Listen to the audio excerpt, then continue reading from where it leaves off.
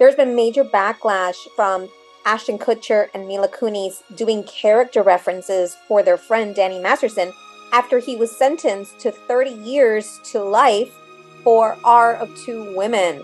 Let's dive in and learn more about what's happening.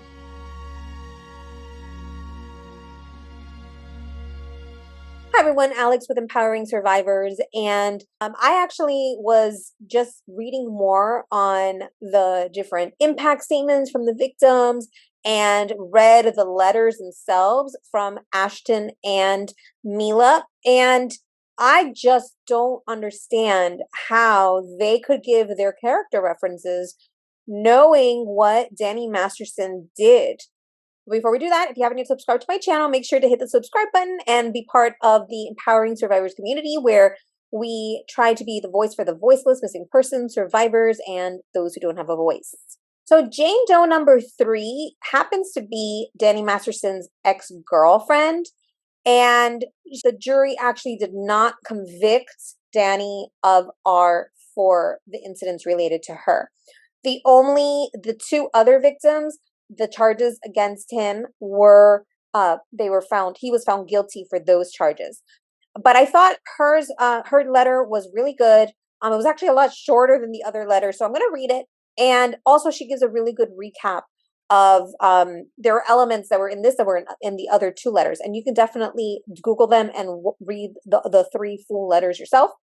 But here it says, Jane Doe number 3, Dear Honorable Judge Olmedo, before I begin, I want to thank you from the bottom of my heart for allowing me the freedom of choice to use my voice today. You will never know how much this means to me, and my hope is that it helps me in my healing. Thank you, Your Honor. I understand that for many, it's difficult to believe that anyone would stay in a relationship with the one like the one I was in with Danny Masterson. That difficulty was at the forefront of my mind when I spoke to the detectives. It was at the forefront of my mind when I spoke to the prosecutors, and it's at the forefront of my mind as I stand here today. How can I tell anyone that I had gotten myself into a situation where I was regularly mentally and emotionally abused and AR'd repeatedly? That's partly why I focused on the one rape that I reported to Scientology. Certainly, I answered every question that was asked of me by the detectives to the best of my ability. However, there was one question that I wished I had been asked that I never was. One question that perhaps would make people understand. And the question I needed anyone to ask me was, why did you hide from Danny Masterson for over 2 hours in your roommate's bedroom the day after he came to your house party? Because there was a reason, and Mr. Masterson knows that reason. He always has. And I know the reason for why I ultimately ignored my intuition and forced myself to view what he did to me not actually as it was. Because Mr. Masterson was very charming, so charming in fact, he convinced my roommates that perhaps what he had done to me the night before wasn't so bad. After he left, after waiting the 2 hours while I hid, my roommates told me, how sweet is he? How romantic is it that this poor guy waited for you for over 2 hours? Who does this? Give him a chance. Apologize to him. And so I abandoned my intuition and did just that. When he called me, I apologized to him and accepted a date. 2 weeks later, I moved in with him. I was ordered to no longer be friends with my roommates, and my friend who was present that night, the night he first SA'd me, the very act that made me fear him and hide, the very thing that I forced myself to view not as it actually was. For now, I saw him as someone who loved me, someone I trusted, someone I quickly loved back. I entered that relationship an 18-year-old girl with very little life experience. I was extremely naive and trusting. I entered that relationship with friends, family, a career, money, and dreams. Within a short period, I was stripped of every friend I knew, my family, my job, and a belief that my dreams could never be realized because I trusted him. I believed him when he called me stupid, untalented, and embarrassing trash. I believed him, but I never stopped trying to make him proud of me. I never stopped trying to think of ways to earn his kindness. When he was kind to me, it gave me hope. It gave me promise that maybe if I can just endure what I cannot forgive, now that maybe he could return to the person he showed me at the beginning of our relationship. I now know that. I know that was his game, the cycle of abuse. He'd hurt me. He'd ignored me. I'd grovel at his feet, apologizing to him for what he did to me, to hurt me. Then he'd show me kindness. It's incredibly difficult for me to talk about the trauma and abuse I've experienced in my life. I've realized through the last few years that the reason is Danny Masterson. Early on in our relationship, Mr. Masterson would ask me about certain traumatic things that happened to me. He wanted all the details. In Scientology, it's called finding a person's ruins. Mr. Masterson wanted to know anything and everything that I believed had ever ruined me. Later, once I got good and trapped, he would reenact those traumatic experiences on me. To speak of the impact of R for me is viewing my body as a crime scene my entire life and never being able to call out for help out of the fear and shame and not wanting people to see the way I see me, broken, deformed. When you're R'd, it's not your surface that's the most defiled. It damages you on a cellular level. I honestly still don't even have the words to properly describe what being R'd does to you. I just know the symptoms. I've suffered insomnia. I would oftentimes stay awake for 24-hour periods. I hate the dark. I cannot sleep next to anyone, not even my husband, my sweet husband. I don't know what I did to deserve such a good and decent and gentle man, always patient and never questioning. He's never, in 14 years of marriage, ever made me think he would harm me in any way, yet I cannot sleep in bed next to him. I harm myself in my sleep. I regularly wake up with deep bruises and scratches on my hands and arms. In 2017, I punched a hole in the wall behind my bed during my sleep. I'm always fighting monsters. In 2016, after finding out I wasn't the only victim, I had my first panic attack. I went to the emergency room because I thought I was dying. I remember forcing them to run all these tests. And the doctor came back and told me this is one of the worst panic attacks he had ever witnessed. He told me I needed to take a pill. I remember sitting there on oxygen and still not being able to breathe with my heart beating out of my chest. And I told the doctor that I couldn't take the psychiatric medication because Scientology believes psychiatry is the root cause of all evil. The doctor told me I had to take the pill. I took it, and 20 minutes later, my symptoms went away. I could breathe. I wasn't having a heart attack. I wasn't dying. I had my first panic attack. After reporting Mr. Masterson to law enforcement, me and my family started being fair gamed by Scientology, just as they had threatened they would back in 2002. I had been diagnosed with PTSD, general anxiety, and panic disorder. I've also developed severe trichotillomania and haven't been diagnosed agoraphobic, but I can count on two hands the amount of times I've left my home in the last few years. I have physical health issues. I throw up. I started getting blinding migraines accompanied by visual auras. I go through phases where I have severe body pains, like my nerves and part of my body are on fire. This and so much more is a life sentence Mr. Masterson and Scientology have given me. So that was Jane Doe number 3, which was Danny Masterson's ex-girlfriend. And a couple of things that I wanted to highlight here is that, first of all, I love that ending where she says, this is the life sentence, that like we so much worry about the men or the abusers going to jail, going to prison, and suffering for the rest of their life. And they don't realize that the victims, actually, the survivors, are carrying a life sentence.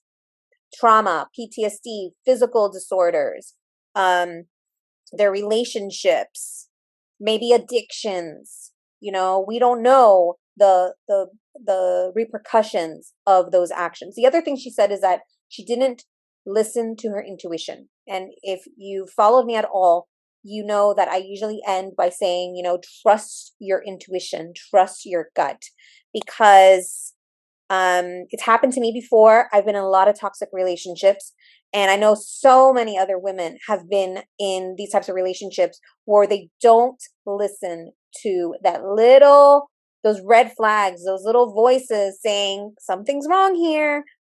But it's almost like we gaslight ourselves. And then in this case, she says that her friends were like, no, that's so sweet. He's so nice. No, like basically made her feel like what happened to her didn't happen to her.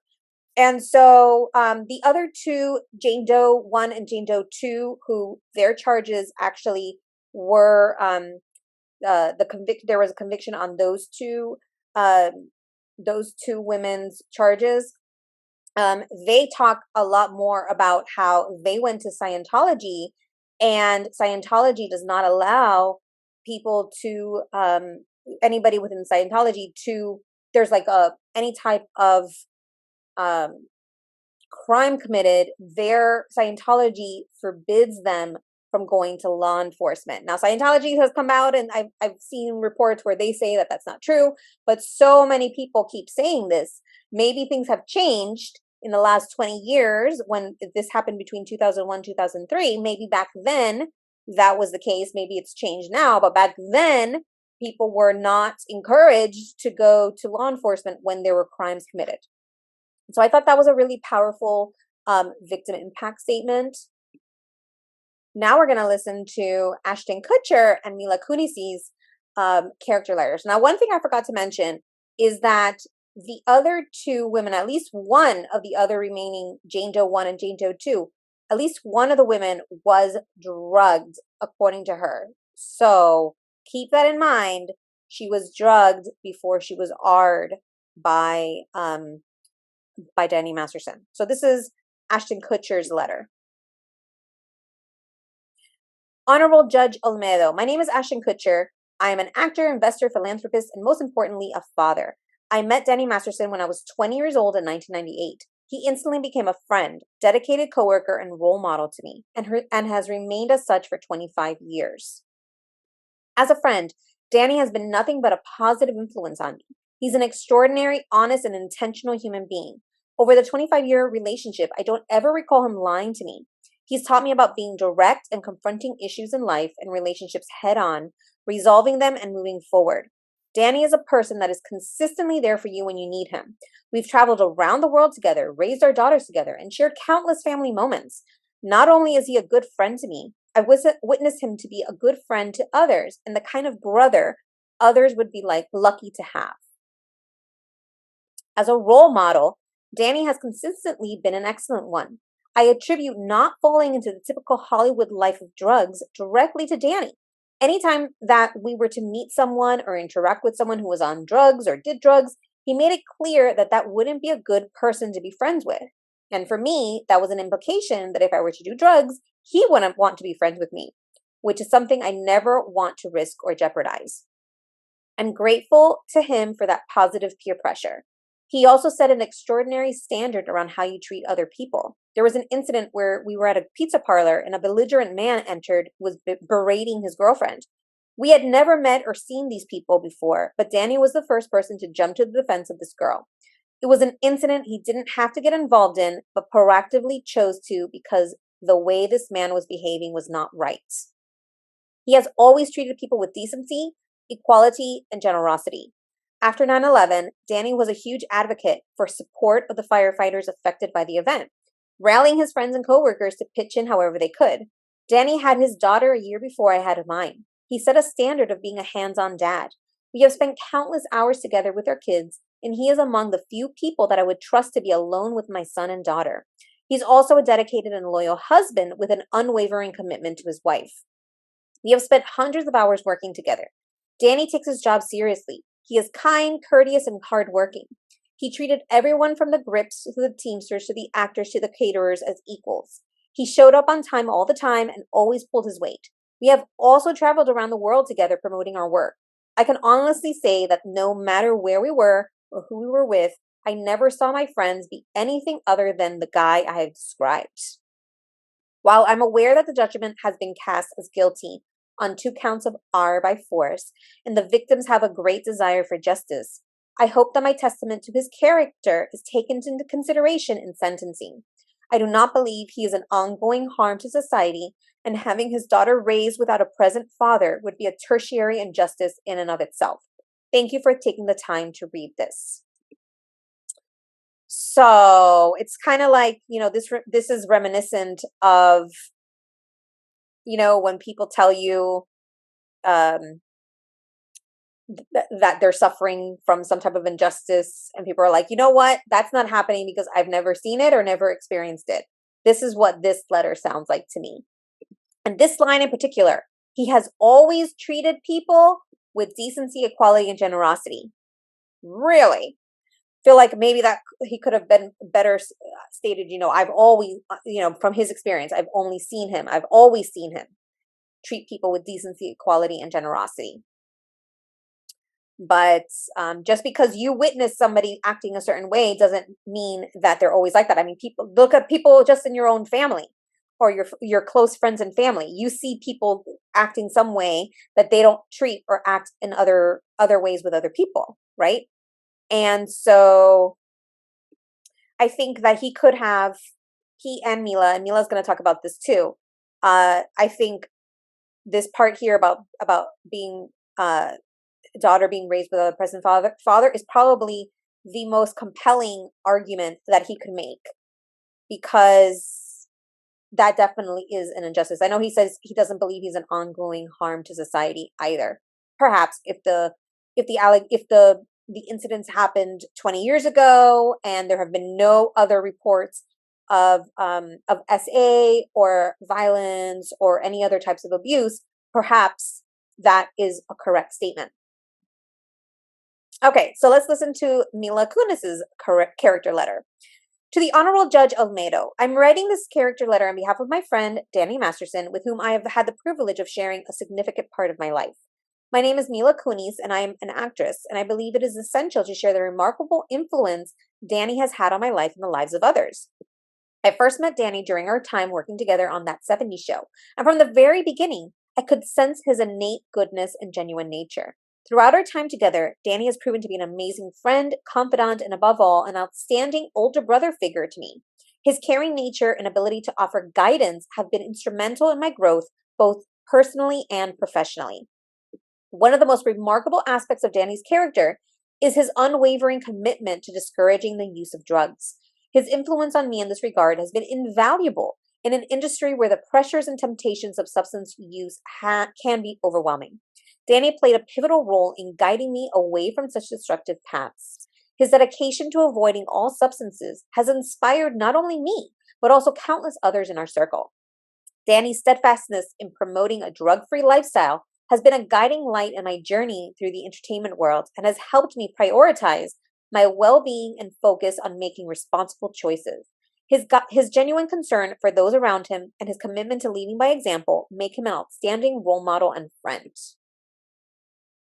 This is a person who has been convicted of R of two women, forcible R of two women.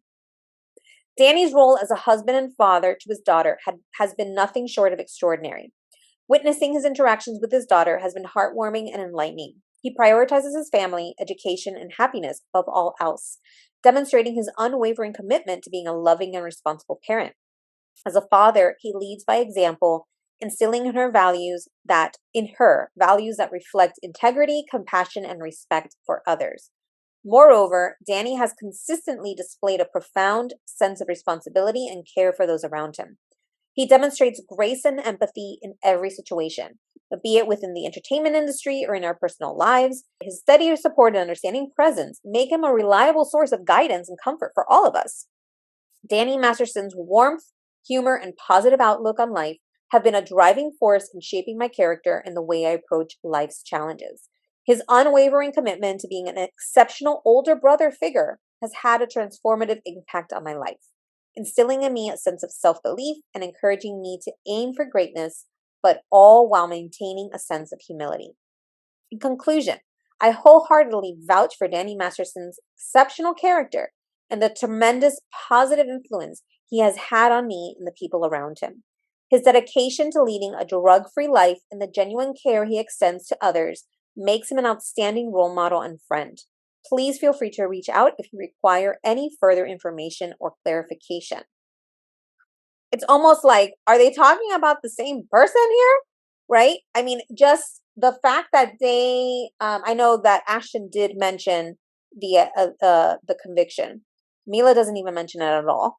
I think basically the only thing I feel like they could probably justify talking about is him as a father, because I do feel like, that there's another victim there if this child isn't able to grow up with a father figure. That she's losing her life, she's losing a life because she doesn't have her father there present. That's the only thing I could think of that I feel would be a warranted,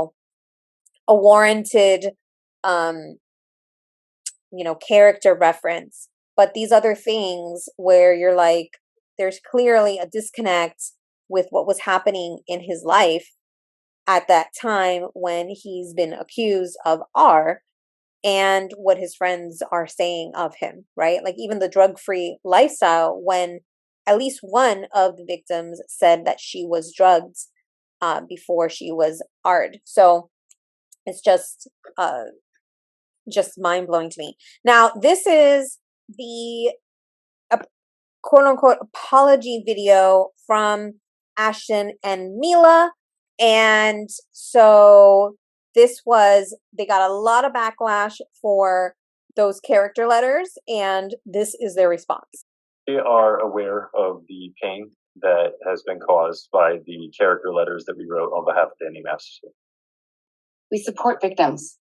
We have done this historically through our work and will continue to do so in the future. A couple months ago, Danny's family reached out to us and they asked us to write character letters to represent the person that we knew for 25 years so that the judge could take that into full consideration relative to the sentencing. The letters were not written to question the legitimacy of the judicial system or the validity of the jury's ruling. They were intended for the judge to read and not to undermine the testimony of the victims or re-traumatize them in any way. We would never want to do that. And we're sorry if that has taken place. Our heart goes out to every single person who's ever been a victim of sexual assault, sexual abuse, or rape. They turned off comments, naturally, because they probably got a ton of comments backlash from that. But so this was the apology that they made, and they continued to get backlash. And Ashton has resigned from as the chairman of the board of Thorn, which is an anti-child sexual abuse organization. And Mila also resigned as an observer of the board.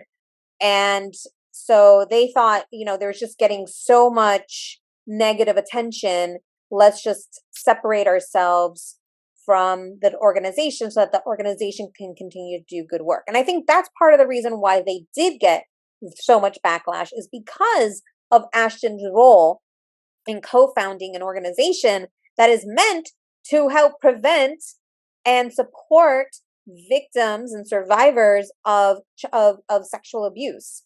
Now, focuses on children, but in the case of this one Jane Doe we just read, she was 18. It's not over being a child. I think most people would call somebody, under college age or younger as a kid, right? So it's really, really it was concerning for a lot of people, and I understand why that backlash was there. And so so they ended up resigning, and on top of that,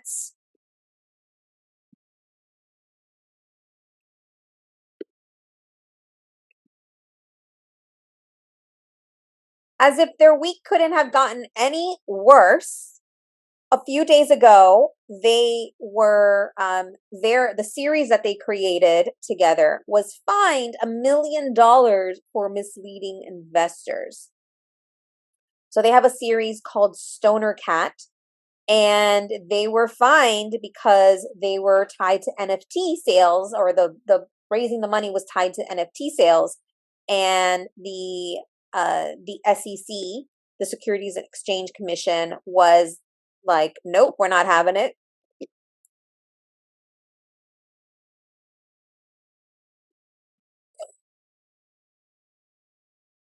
says here, a new report from Entertainment Weekly reveals that Ashton Kutcher and Mila Kunis's NFT-funded animated series, Stoner Cats, has been fined $1 million by the Securities and Exchange Commission for misleading its investors. The adult animated series Stoner Cats was created by Ash Brannon, Chris Cartagena, and Sarah Cole, and stars Kutcher, Kunis, Chris Rock, Jane Fonda, and others. The show follows a group of house cats who gain a higher consciousness after being exposed to medical marijuana. According to the SEC, the animated series sold over 10,000 NFTs and earned a profit of $8 million to finance Stoner Cats. In a press release, the SEC states that these actions violated the Securities Act of 1933 by offering and selling these crypto asset securities to the public in an unregistered offering that was not exempt from registration.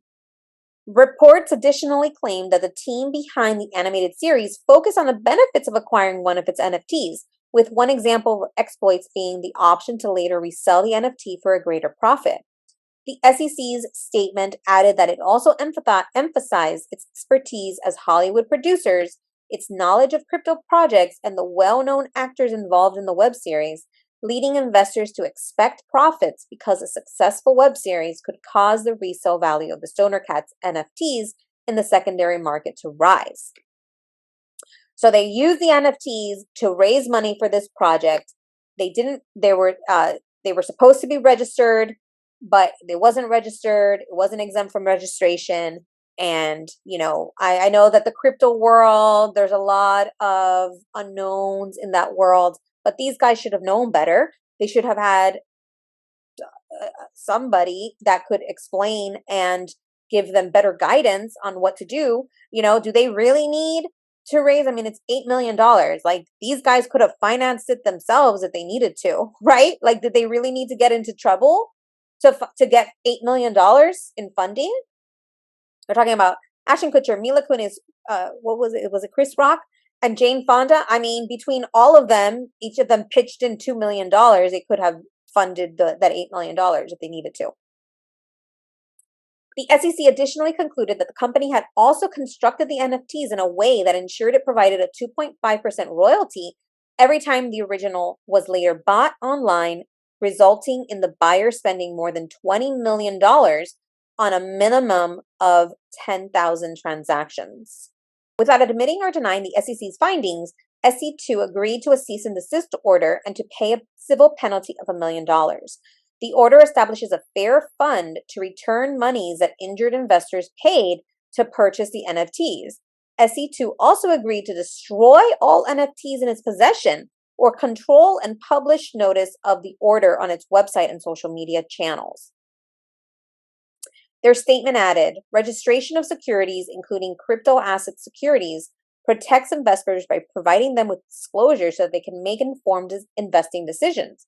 Stoner Cats wanted all the benefits of offering and selling a security to the public, but ignored the legal responsibilities that come with doing so.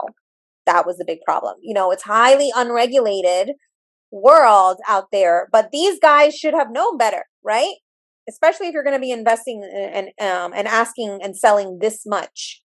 It also looks like they kind of sold it using their, celebrity and other famous actors to kind of bolster it, which is not unusual. But when you're talking about a world like this, where a lot of celebrities have been criticized for sponsoring or making ads in the crypto world.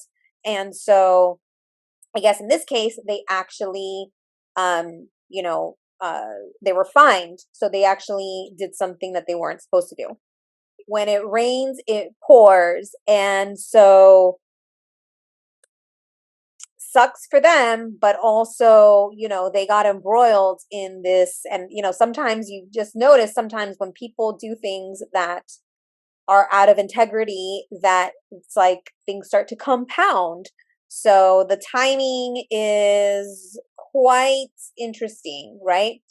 So yeah, so overall, this channel, my channel, I support survivors. I understand that if, having a friendship like Ashton Kutcher and Mila Kunis with somebody that they've known more than half their life, almost all their life, really, that things, you could have certain loyalties and all that, but after reading what happened to those victims, how can anyone in good conscience write the letters that they wrote, the character references?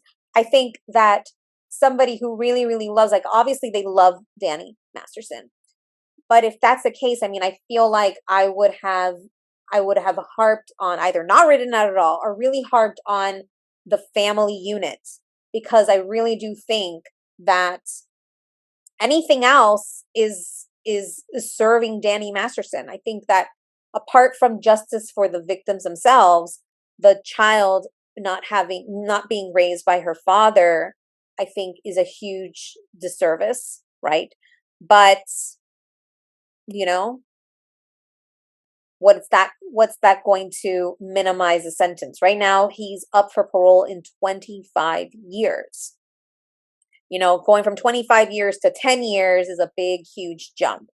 So, and this is a serial offender, right? There wasn't just one charge. There wasn't just one person accusing him of R. There were multiple people and there was drugs involved. So they were, people that were drugging, I don't know who drugged, in the case of one of the Jane Does, I don't know who drugged her, but she was, apparently drugged to be R'd. And then there's the whole Scientology aspect of this, where Danny Masterson and Scientology are also being sued because of their involvement in trying to cover up or not allow these victims, really manipulate them into not going forward to law enforcement. So I'd love to hear your thoughts. Let me know what you think in the comments. And if you haven't yet subscribed to my channel, welcome you to join the Empowering Survivors community, where we try to be a voice for the voiceless, missing persons, survivors, and those who don't have a voice. Just like, fortunately, Jane Doe 1, 2, and 3 were able to share their voice and provide that impact statement so that the world knows what they're going through. With that, stay safe, stay thriving, listen to your intuition, and make sure to keep it empowering. Bye for now. Don't forget to like, subscribe, and hit the bell button for notifications. Thank you.